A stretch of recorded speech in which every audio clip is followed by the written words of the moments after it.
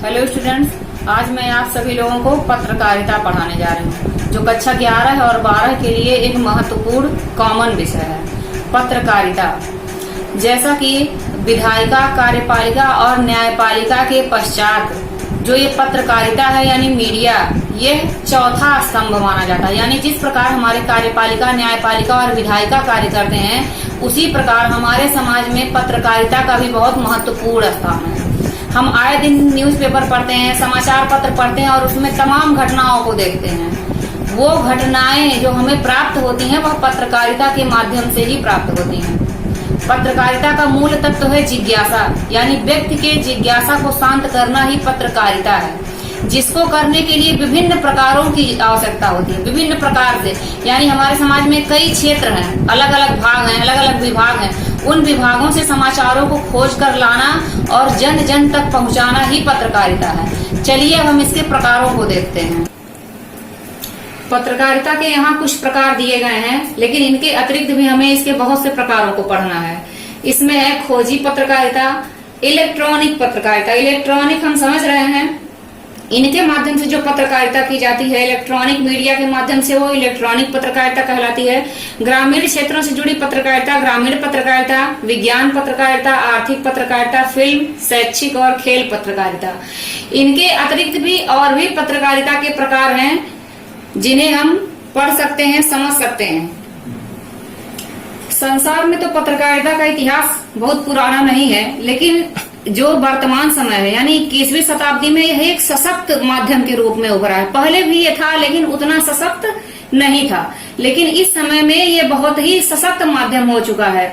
मतलब सभी क्षेत्र में, चाहे वो शिक्षा हो, साहित्य हो, अपराध हो, कृषि हो, बाल विकास हो या पर्यावरण या फिर अंतरिक्ष तक के मामले भी हों, ये सारे खोज पत्रकारिता के अंतर्गत ही किए जाते हैं। इसीलिए लोकतंत्र में इसे चौथा स्तंभ कहा जाता है। जैसा कि यह लोकतंत्र का चौथा स्तंभ यानी खंभा जो कि रोकने का कार्य करता है, समाज को रोकने का कार्य करता है, उसी प्रकार से यह समाज का चौथा स्तंभ है।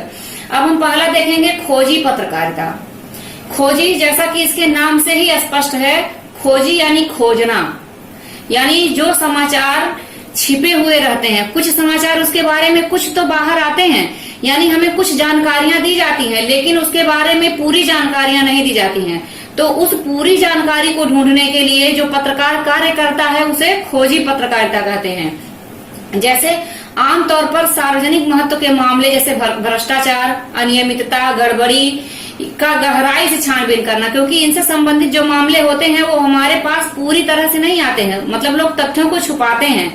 लोकतंत्र में जब जरूरत से ज्यादा गोपनीयता बढ़ती जाने लगे और भ्रष्टाचार चरम पर हो, जब ज्यादा जरूरत मतलब गोपनीयता बढ़ती जाती है, पूरी खबरों को नहीं बताया जाता और उसके कारण बहुत ज्यादा भ्रष्टाचार होने लगता है, तब खोजी पत्रकारिता उन घटनाओं पर नजर डालती है, उनकी जासूसी करती है और छिपे तौर से उन छिपे हुए तथ्यों को खोजकर बाहर लाती है। हम इसके कुछ उदाहरण देख सकते हैं, जैसे 2G स्पेक्ट्रम घोटाला हो गया, कॉमनवेल्थ गेम्स घोटाला हो गया, आदर्श घोटाला आदि। इनके पीछे के तथ्यों को छुपाए जाते हैं और बाद में खोजी पत्रकारिता के द्वारा उन्हें खोजकर सार्वजनिक किया जाता है, लोगों के सामने प्रस्तुत कर दिया जाता है। इसे ही हम खोजी पत्रकारिता कहते हैं। दूसरा है वॉच डॉग पत्रकारिता। वॉच डॉग, वॉच मीन्स देखना और सामान्य तौर पर डॉग मीन्स कुत्ता, यानी जिस प्रकार कुत्ते के द्वारा दरवाजे की रखवाली की जाती है, उसी प्रकार किसी सरकारी तंत्र, सरकारी कार्यालय, कंपनी या किसी संस्था पर अपनी पैनी नजर बनाए रखना, यानी उस पर पूरी अपनी दृष्टि गड़ा कर रखना, उनके कार्यों, उनकी गतिविधियों पर नजर बनाए रखना ही वॉचडॉग पत्रकारिता कहलाती है।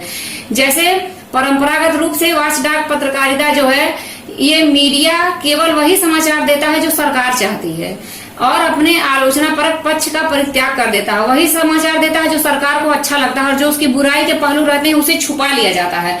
इन्हीं दो बिंदुओं के बीच तालमेल के जरिए ही मीडिया और इसके तहत काम करने वाले विभिन्न समाचार संगठनों की पत्रकारिता का निर्धारण होता है और इन्हीं को उजागर करने के लिए, उनकी कमियों को दिखाने के लिए सरकारी तंत्र के गतिविधियों पर नजर रखने वाली पत्रकारिता को वॉचडॉग पत्रकारिता कहते हैं। एडवोकेसी पत्रकारिता। एडवोकेसी, एडवोकेट यानी वकील, एक ऐसी पत्रकारिता जिसकी पैरवी कोई वकील करता है। कोई भी सरकारी या प्राइवेट जो भी वकील हो, किसी खास मुद्दे या विचारधारा के पक्ष में जनमत बनाने के लिए, जनमत यानी लोगों का मत तैयार करने के लिए लगातार अभियान चलाने वाली पत्रकारिता को एडवोकेसी पत्रकारिता कहा जाता है। यानी मीडिया की व्यवस्था का एक अंग है। कोई भी सामाजिक मुद्दे होते हैं, कोई राष्ट्रीय विचारधारा है, धार्मिक विचारधारा है, ऐसे विचारधारा पर जब कोई वकील उसकी पैरवी करता है और उसके विषय में लोगों का मत तैयार करता है और उस जनमत के सहारे वह उस मुद्दे को समाज में उठाता है, उसे एडवोकेसी पत्रकारिता कहते हैं। अगला है पीत पत्रकारिता।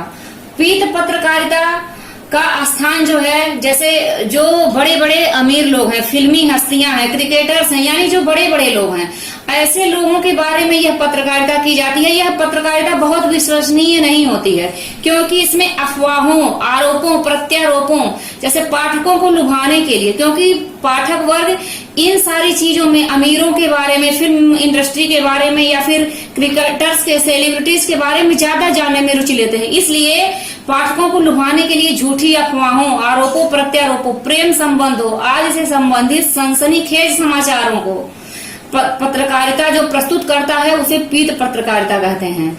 इसमें सही समाचारों की उपेक्षा करके सनसनी फैलाने वाले समाचार या ध्यान खींचने वाले शीर्षकों का बहुतायत में प्रयोग किया जाता है। यानी इसमें किसी भी सेलिब्रिटी के बारे में कुछ ऐसे ही अफवाहें उड़ा दी जाती हैं, लोग उसकी तरफ आकर्षित हो जाते हैं, वो समाचार लाखों करोड़ों लोगों में फैल जाता है। इसमें विश्वसनीयता नहीं होती है। जैसे कुछ आपत्तिजनक कार्य, घोटाले आदि को बढ़ा चढ़ाकर सनसनी फैलाया जाता है, इसे ही पीत पत्रकारिता कहते हैं।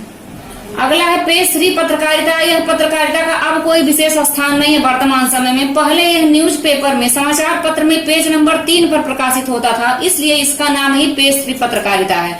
और पेशरी पत्रकारिता और पीत पत्रकारिता में कोई विशेष अंतर नहीं है। पेशरी पत्रकारिता उसे कहते हैं जिसमें फैशन, अमीरों की पार्टियां, महिलाओं और जाने माने लोगों के निजी जीवन के बारे में बताया जाता है। खेल पत्रकारिता यानी खेल से जुड़े हुए तथ्यों को लाना, खेल से जुड़े हुए समाचारों को समाचार पत्र में प्रकाशित करना ही खेल पत्रकारिता के अंतर्गत आता है। जैसे खेल आधुनिक हो या प्राचीन, खेलों में होने वाले अद्भुत कारनामों को जग जाहिर करना तथा उसका व्यापक प्रचार प्रसार करने में खेल पत्रकारिता का महत्वपूर्ण स्थान है। आज पूरी दुनिया खेल की लोकप्रियता, जो खेल है वो लोकप्रियता का शिखर पर पहुंचा हुआ है। सभी लोग खेल में इंटरेस्ट लेते हैं, इसलिए खेल पत्रकारिता जो है वो बहुत ही प्रसिद्धि प्राप्त करती है। इसी प्रकार पत्रकारिता के और भी बहुत सारे प्रकार हैं, जैसे महिला पत्रकारिता, आर्थिक पत्रकारिता, ग्रामीण पत्रकारिता, विशेष पत्रकारिता। इस प्रकार इसके तो बहुत सारे पत्रकारिता के प्रकार हैं, लेकिन जो हमने आपको पढ़ाया यह पत्रकारिता के कुछ प्रमुख प्रकार थे। उम्मीद है कि आपको ये समझ में आया होगा। धन्यवाद।